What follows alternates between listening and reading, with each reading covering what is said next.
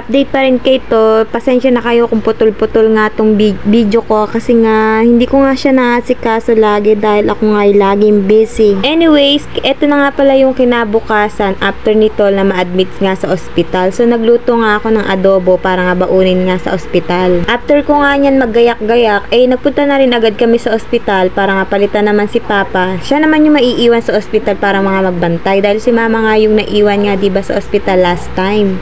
So eto na nga yung lagay ni Tol ngayon. Maaga nga kami nagpunta dyan para nga ako hindi mahigpit nga yung security guard na maaabutan namin ng time na yan. Kita nyo naman na ipasok nga rin namin dyan yung pinsan ko, si Kuya Uchok, tsaka yung kapatid ko, si Mama, ako at si Papa. And dapat no mga time na yan ay nasa ICU na nga si Tol pero nga andito pa rin siya sa may pasilyo. Hindi pa nga siya naipapasok sa pinaka-burn center. Sobrang awang-awa nga kami dyan kay Tol dahil nga kumakatas-katas na nga yung likuran niya kasi hindi pa nga naipapasok dun sa loob at napakainit nga dito sa pasilyo at ayan nga, pinapaypayan nga rin siya ng pinsan namin sa sobrang init nga daw ng katawan niya. At kung napapansin nyo nga din ay bagang-magana nga rin yung mukha niya. At nung mga time nga na yan ay nag-iisip nga kami kung ililipat ba namin ng ibang ospital si Tol dahil nga 24 hours na nga siyang mahigit ay hindi pa nga siya napupunta sa burn center. Nakipag-coordinate na nga rin kami sa mga tita ko kung saan nga pwedeng ilipat si Tol dahil nga anong oras na hindi pa rin siya naipapasok ka sa burn center. At habang inaantay ko nga yung sagot ng mga tita ko kung meron nga available nga na burn center sa ibang ospital,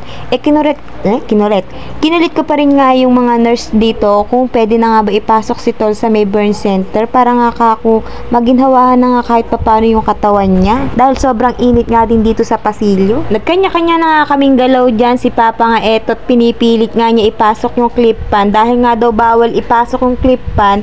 Meron nga tumulong nga sa amin, ayan yung lalaki na yan kay Kuya Eman. Hindi ko na nga bubuuin yung pangalan niya at baka masisanti siya dito sa PJG. Housekeeping siya dito at siya nga yung nagpasok nga ng clip pan para nga may magamit nga dito si Tol para nga kahit papano ay maginhawahan nga yung katawan niya dahil sobrang init nga dito sa may pasilyo. At ewan ko nga ba, iba-iba nga yung sistema nga dito sa PJG. Yung iba nga pwedeng ipasok daw yung clip pan pero yung mga security guard ayaw naman kami papasukin. Mabuti na nga lang friendly nga tong tatay ko kaya naman naging friend niya nga to. Tinulungan nga kami magpasok ng clip pan dito. Sa sobrang higpit nga ng mga security guard dito muntik pa nga mapaaway si Papa dahil nga pilit niya ipinapasok ng clip pan bawal nga daw pero yung iba na ipapasok. Kaya sobrang thankful nga kami, tinulungan nga kami ni Kuya Emma na ipasok nga yung clip pan para nga hindi nga mainitan masyado si Tol. Papa, nagbibigay sa dito. Ayun. Sakan mo na kami, sir. Oo, sana. Bakit nga isa eh? Sino ba, Herbert? Boy. Ayun. Ayan, kumakain, no? Boy. Kumakain sila, wala si Kong. Tutulog. Oo, tulog si Kong. Pasukin ng mga guard. At kami ay nakipag-ugnayan pa sa police station para kami papasukin. Uy mo! Huwag ka na nagdedetalye ng gano'n. Siyempre, ito na. Oo. Eri pa, lang nagulay. Ito si Uchok. Ayan, kumakain. Ang galing naman sa San Antonio. Na dinalan namin. Ito, sa Maugat. Tiking. Na maraming na pinagdaanan niya. Pero sama-sama kami. Yan pa, si Mama may tato. Pakita mo, Ma'am. Padala ka ni ko na ako. Na helmet ng 1,005. Di ba? Yan. Ito. Ayan. Ito ko. Sa ako. Huwag na, baka nakita ka na. Hindi ba ako? Gusto ko. Kaya nasusunod na. Yan. Kita mo na may pasyente natin. Pasyente. Ano, lagay? Medyo nakatulog na. Maganda na ang pan. Maganda na ang tulog.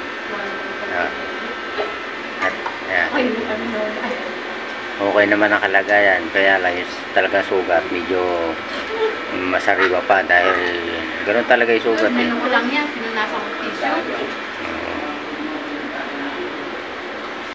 So update guys, naipasok na sa burn center yung kapatid namin. Bibili na lang kami ngayon ng mga needs niya doon dahil liliguan siya. Ayan. Dito na tayo. Bibili na tayo na kailangan nito.